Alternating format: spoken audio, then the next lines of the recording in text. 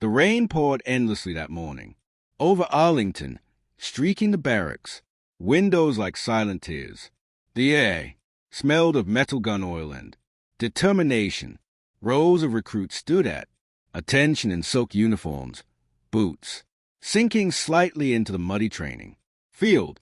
Among them stood a young woman, quiet, still, and almost invisible. Name tag read as Carter, but nobody noticed. To most, she was just another face in the sea of new recruits, small, modest, and unremarkable. But that morning, the base commander had no idea that history was standing among them. Samantha Carter had walked through fire to reach that moment, not the kind that burns the skin, the kind that scorches the soul. Her father had served in the Marines for 30 years, a man of discipline, integrity, and silent strength. He died during a mission in Kandahar when Samantha was only 16. The folded flag they handed her at his funeral felt heavier than any weapon she'd ever hold. It wasn't just fabric. It was a promise that one day she'd wear the same uniform, not just to honor him, but to prove that sacrifice meant something. But the road to that uniform wasn't easy. At 17, she was homeless for months. After her mother's illness consumed their savings, she slept in her father's old truck, studded under streetlights, and worked night shifts at a diner. Every dollar she saved was a step closer to the life she dreamed of, the one that began with enlistment papers. When she finally walked into the recruitment office, bruised by life, but unbroken in spirit, the sergeant behind the desk looked her up and down with skepticism. "You sure about this, kid?" he asked. She didn't answer with words. She simply slid her father's service badge across the desk. Training was brutal, the kind of brutal that broke bones, spirits, and confidence. But Samantha had learned long ago that pain was temporary. Quitting was forever. When her drill sergeant barked orders, when the obstacle courses tore her palms, raw, when the other recruits snickered, because she was the smallest, she kept her eyes forward. There was something in her that didn't belong to this world. A quiet fire, patient but unstoppable. And though the others didn't see it, her instructors started to. Rumors spread. Quietly, she scored perfect. Marksmanship. She ran longer than anyone else in her platoon. Her endurance tests broke academy records. And yet she never celebrated, never bragged. She just saluted, whispered a quiet "yes, sir," and moved on. By graduation, she'd owned not only her uniform, but something far rarer, respect. Still, none of them knew who she really was, because Samantha Carter wasn't just a recruit. She was the daughter of General Jonathan Carter, one of the most decorated Marines in modern history. The president himself had once called him the soul of the Corps, but Samantha never mentioned it. She didn't want her father's name to open doors.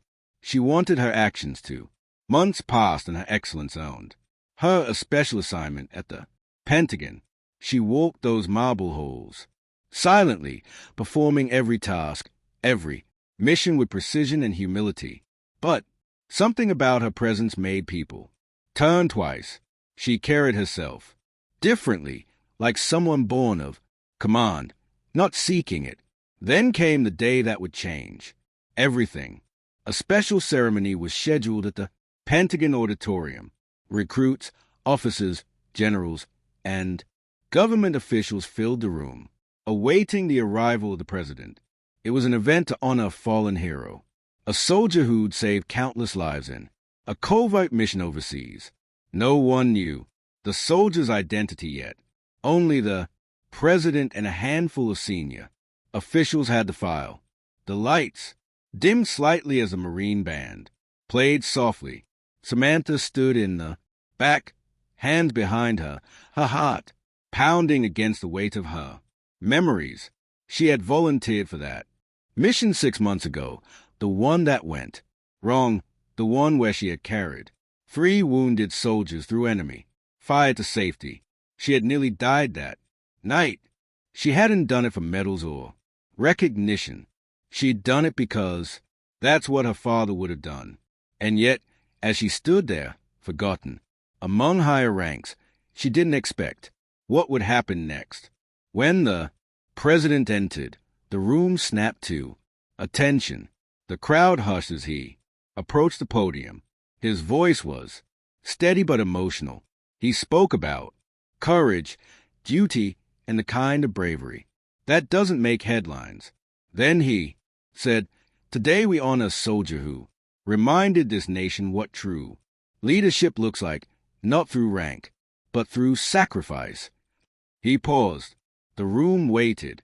Then he looked toward the back directly at her. "Corporal Samantha Carter," he said, slowly, "please step forward." Every head turned. Whispers spread like wildfire. The young recruit, the quiet one from logistics. Samantha froze for a second, unsure if she had heard right. But the president's eyes held Hayes warm. And knowing, she stepped out of the line, boots echoing through the hall. Every step she took was heavy with disbelief, humility, and something she couldn't name. Maybe her father's spirit. Walking beside her, as she reached the front, the president, commander-in-chief of the United States Armed Forces, stood. From behind the podium, the generals followed. Then the entire auditorium rose. Every soldier, every officer, every civilian stood in reverent silence. As the president extended his hand, "They thought you were just a recruit," he said softly, "but your actions remind us all and heroes wear no rank." Tears blurred her vision. Her salute trembled slightly as he pinned a silver star to her uniform. In that moment, the echoes of her father's voice seemed to whisper through her heart, "You made it, kiddo." The cameras flashed, but Samantha didn't see them. All she could see was her father's old badge in her pocket, the same one she'd carried into every battle, every trial. The applause roared through the hall, but she only heard one sound, the steady rhythm of her own heartbeat, alive, proud, unbroken. After the ceremony, she stood outside under the same gray sky that had watched her struggle years ago. Only this time, it wasn't raining. The clouds had parted, and sunlight touched her face gently, like a blessing. For the first time in years, she smiled, not because the world recognized her, but because she had proven something to herself. That courage isn't born from comfort, and greatness doesn't need permission. And somewhere above, she knew her father was standing too, proud, at ease, saluting her in spirit. If this story touched your heart, please take a moment to like, share, and subscribe. Every story on Legends of History is made to honor the heroes who walk among us, often unseen, often uncelebrated. Special request: comment below with aim to honor all those who serve quietly, whose strength inspires the world even when no one is watching.